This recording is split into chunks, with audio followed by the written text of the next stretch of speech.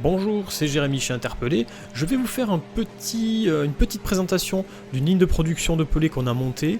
Donc c'est une ligne de production de pelés à base de palettes.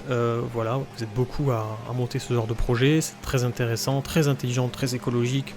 Et effectivement, ça marche plutôt bien puisque c'est du bois résineux. Ici, on voit pas, mais derrière, il y a le broyeur de palettes qui va lui déchiqueter la palette. Et juste après, ce que vous voyez, la partie bleue qu'on voit là, désolé, la vidéo elle commence un peu tard, mais c'est un séparateur de métaux. Donc c'est ce qu'on appelle un overband. Donc en fait, il y a une bande tournante et il y a un aimant fixe. Et donc quand le métaux va venir sur l'aimant, eh bien il va se faire éjecter par la bande tournante. C'est très puissant. Donc on va séparer les clous et les métaux de la palette, tout simplement.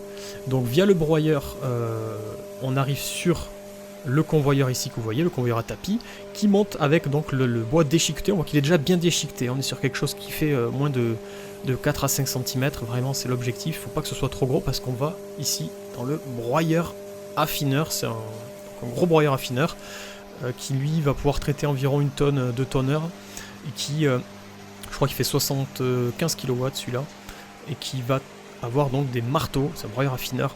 C'est des marteaux qui tournent donc, sur un axe. Donc c'est une suite de différents marteaux qui vont marteler la matière, hein, tout simplement. Lui, il va donc récupérer directement la matière dans la chambre tournante. Et par rotation, les marteaux vont déchiqueter la matière jusqu'à ce qu'elle passe dans la grille ici de 6 mm. Et donc c'est un processus qui peut prendre du temps. Donc c'est pour ça que la matière n'arrive pas très vite non plus. Et qu'il faut des gros broyeurs affineurs pour pouvoir envoyer du débit, sinon on gaverait le broyeur affineur.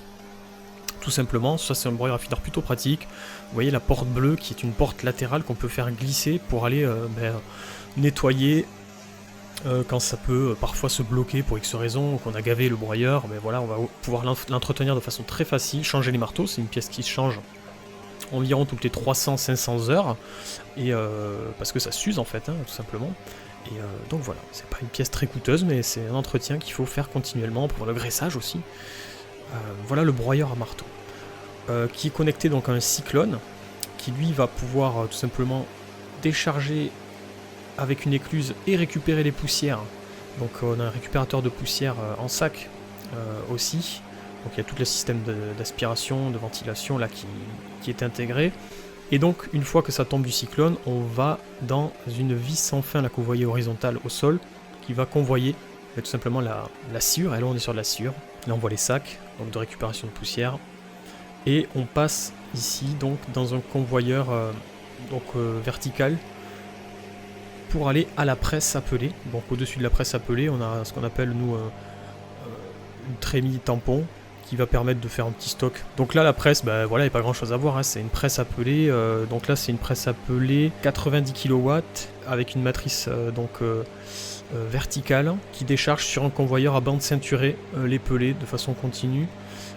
Donc c'est des pelés classiques, hein, 6 mm, et qui vont monter. Donc là ils sont bruts, hein, donc ils vont via le convoyeur en diagonale, ils vont aller dans la chambre de refroidissement que vous voyez juste à gauche. Elle n'a pas été filmée très longtemps. C'est un refroidisseur tamiseur. Donc c'est une chambre avec une ventilation, récupération des poussières toujours, qui va venir ensuite tamiser pour que le pelé sorte nickel et refroidi, parce qu'il sort de la presse très chaud. Et on ne pourrait pas le mettre en sac. Et là vous voyez, ça c'est directement en big bag que les pelés sont stockés. Mais on pourra mettre une ensacheuse juste derrière. Elle n'a pas été montée, tout simplement. Voilà, j'espère que ça vous a intéressé. Et si vous avez des questions, n'hésitez pas à nous contacter sur interpellé.com, on est là pour vous aider.